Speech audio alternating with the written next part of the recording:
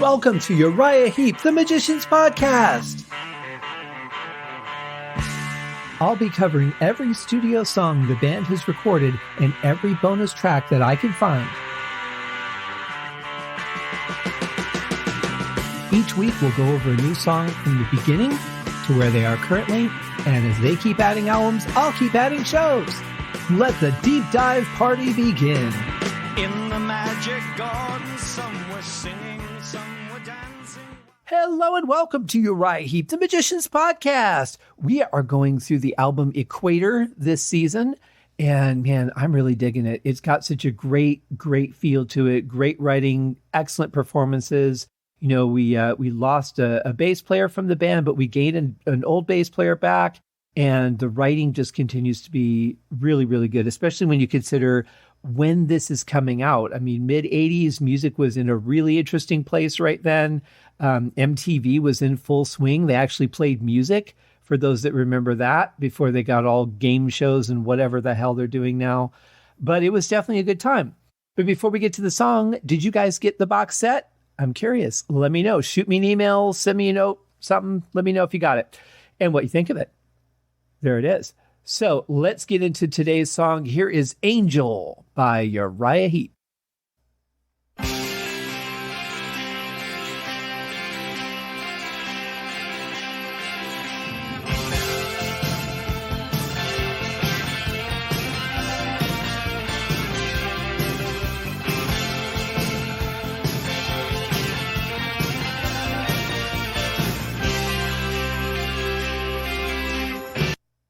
Okay, I don't mean this in a bad way, so don't take it that way. And of course, now that I've prefaced it with that, you're going to think it's the wrong way. But here's the thing. Thinking about, the mid-'80s here where we're at in 1985, this opening right here could have very easily been the opening of probably 80% of the television shows that were going on at that time. It's got just that little bit of a lighthearted lift to it, got a good solid beat, sounds really 80s between the synth and the guitar sound, really good, happy, powerful, repetitive thing.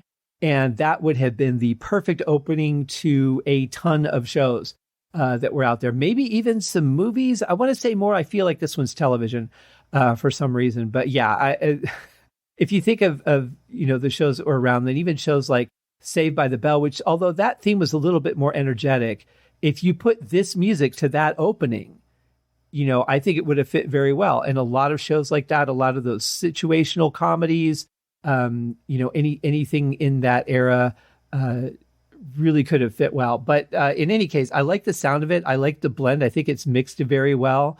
I kind of like that it's a little bit, uplifting and happy. Feels good.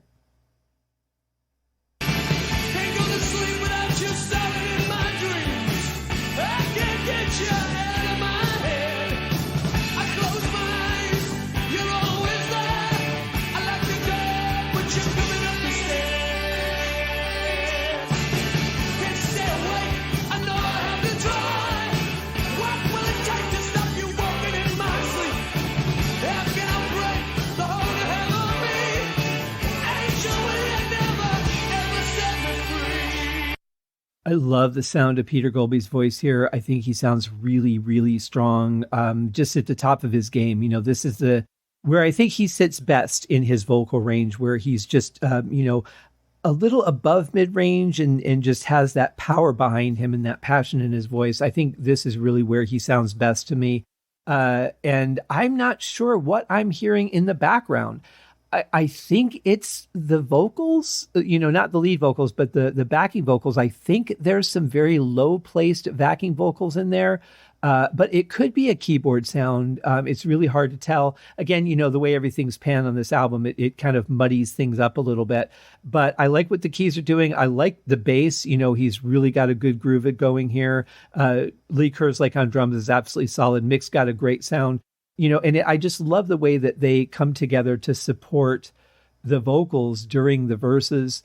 Really just allows the vocals to shine through a little bit, even with that panning all being towards the center.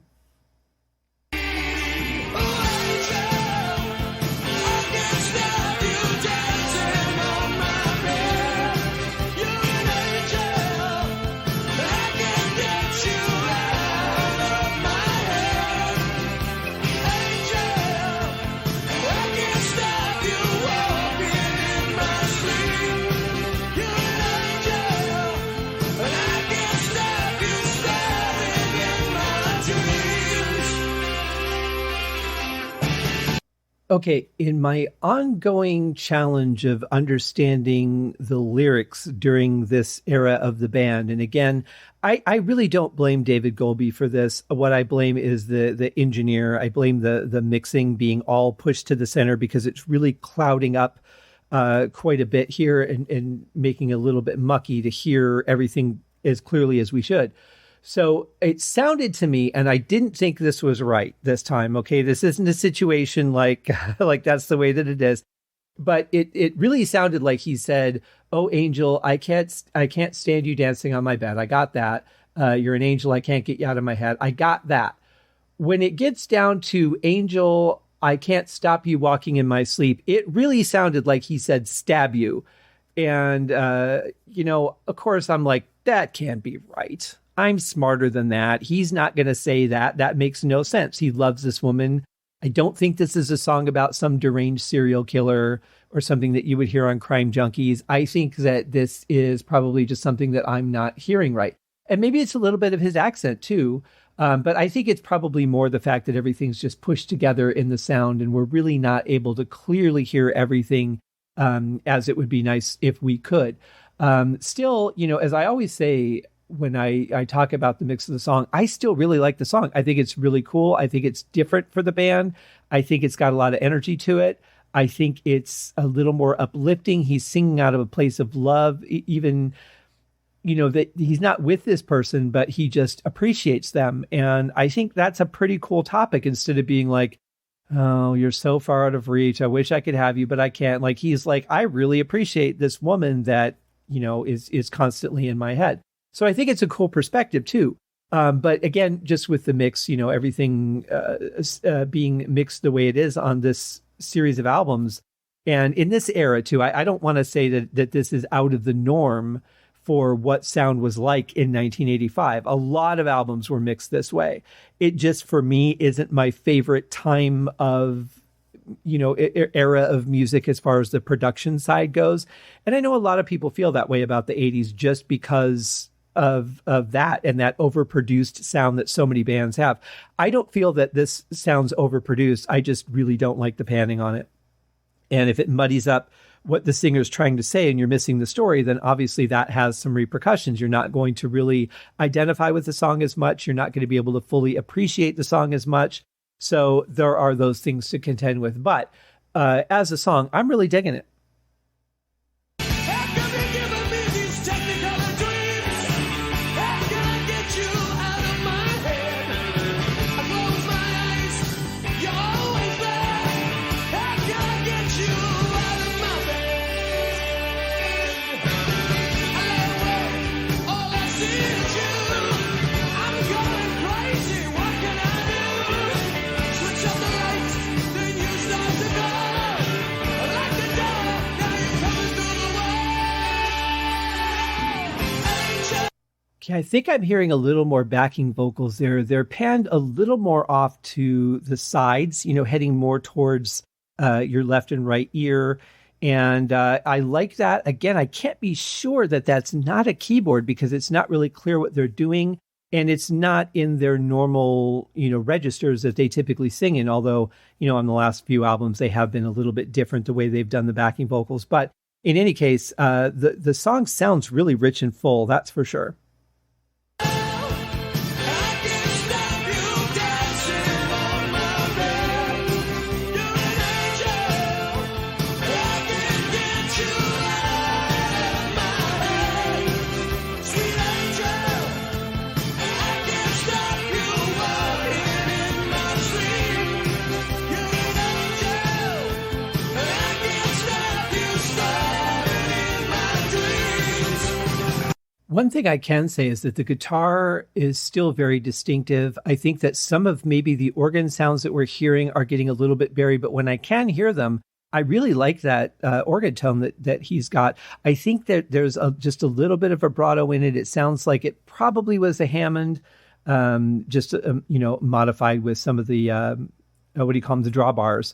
And but it sounds really good too. It has a little bit of grit, not a whole lot, but a little bit of just shimmer in it, and I really like that. I think that works really well for this song. In fact, really that period of time too, there was a lot of that kind of keyboard sound being used, and just had a little bit of shimmer over the song, and I think that might be part of what I'm hearing here, but I really like it.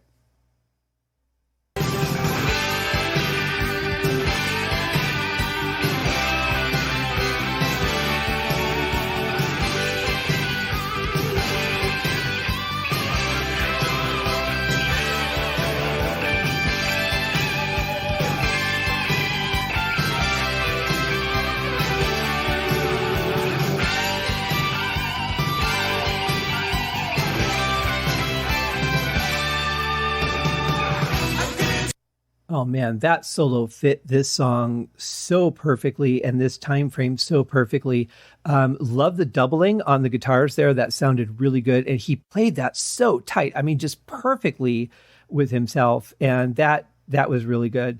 Love the sound of it. Again, there were parts of it that were a little bit overshadowed by some of the keys. It sounds like he was playing maybe an electric piano or a nice synth on the really high end of the keyboard there.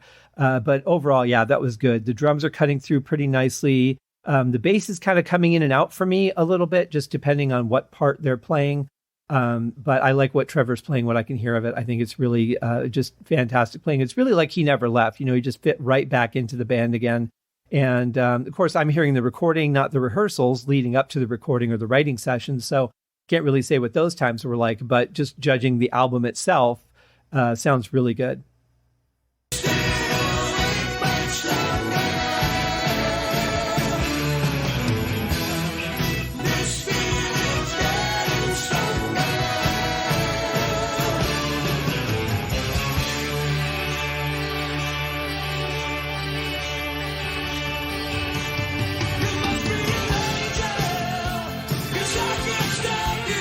I was going to say earlier how relentless this song was. I mean, you're talking, it's almost 5 minutes long, and it really hasn't had a lot of breaths in it. It's been pretty much once you got on the roller coaster car, you really weren't going to stop until you got back to the station. But that was a nice little breath right there, I think.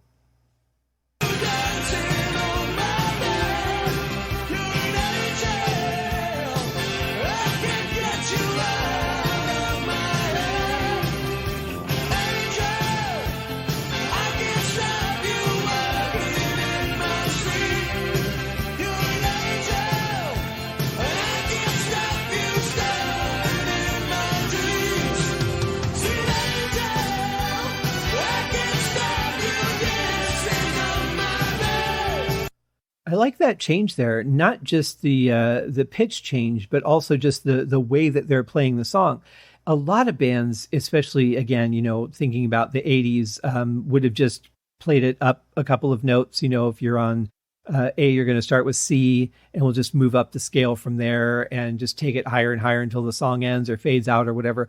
But I like that they really switched tactics with it. It sounds similar, it's on par, but it feels a little bit different because they've changed it around. And I think that's really cool. I am not surprised that the band would do that because it's really in their character, despite what the trend was at the time.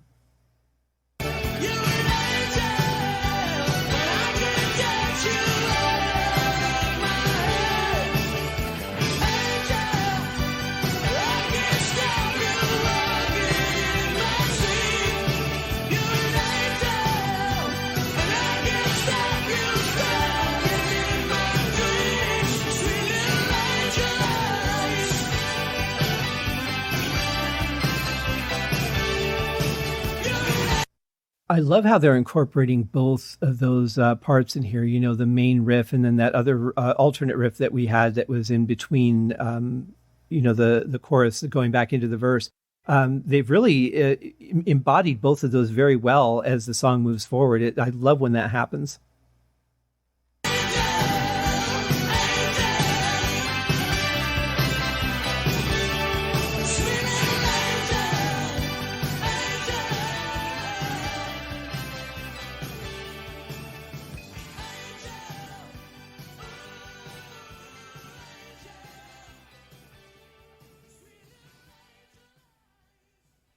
I don't know if there was a video for this song or not, but I can tell you what I'm envisioning at the end. I just see like Peter Goalby walking down the street singing to this person who isn't really there. but is in his mind, just as much as she could be real to him. And he's just walking down the street singing. His hair is blowing in the breeze. The late summer sun is setting. Just a really nice vision. Then it just kind of fades to dark as the song goes out. So now I'm going to have to look and see if there was ever a video for this, because this is something that definitely could have been released. If it wasn't, I would be surprised, because it definitely has some commercial playability. The only thing I would say is they would have had to edit it down quite a bit, because, you're talking a much longer song than what would have been standard for radio play. Only certain songs were getting that, and most of those were older songs anyway. So, but I think from the writing and performance standpoint, the style of the song, I think it could have easily been radio playable, certainly could have been released as a single. But yeah, cool song. I really like it. I think it's got a lot of energy to it. It's got that just a little bit of happiness, a little bit of lift, the lightheartedness of a man in love. And you get that in the music. It really comes out, and not just the story that we're being sung, but just the feel of the music overall. So very cool song. Thank you guys for joining me for this episode. And you know what? There'll be another one. Stay tuned. Cheers. Thank you for joining me on this episode of Uriah Heep, the Magician's Podcast. If you have enjoyed this show, please consider going over to Apple Podcasts or your favorite podcast outlet, leaving a rating or a review. Be sure to subscribe to make sure that you are notified when new episodes are available. Please be sure to share this podcast with your fellow Uriah Heep enthusiasts and anyone who you think would like Uriah Heep, which should be everyone. And if you are so inclined, please feel free to contribute to the Patreon account. And if you are not a Patreon subscriber, you can also pay through the PayPal link on the website listed in the show links below. I would also like to thank Uriah Heep for their very generous support of the show. And thank you guys for listening. We'll see you in the next episode. Happy days!